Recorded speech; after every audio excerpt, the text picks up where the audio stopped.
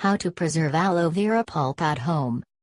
Aloe vera has the property to secrete and cover the incision with a fibrous slime.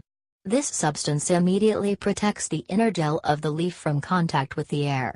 After a short time it dries, forms an air-impermeable web of fibers and gets a reddish-brown color. Essentially, it heals the incision, imprisoning the unaltered gel into the interior of the leaf and thus preventing oxidation. Wrap the leaf tightly with plastic transparent foil. Keep it in the refrigerator or store it in a cool room. The thorns of the leaf must facing up.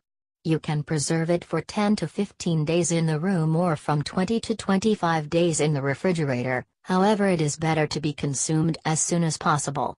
When the time comes, just cut the reddish edge, throw it away and extract the gel.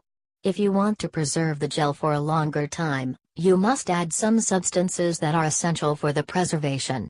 These are vitamin C and vitamin E oil. For 1 liter of aloe vera gel 8 gr. Crystalline vitamin C, not effervescent tablets or chewable tablets.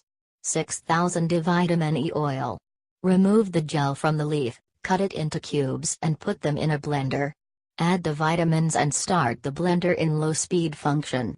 Put the mixture in glass jars, prefer them from plastics. Fill jars to ooze out and put the lid. Keep the jars into the refrigerator. The jelly in the jars will preserve for 6-8 months. If some gel cubes left over, put them in ice cube trays into the freezer and have them at any time you need first aid for burns, sunburns, cuts, etc.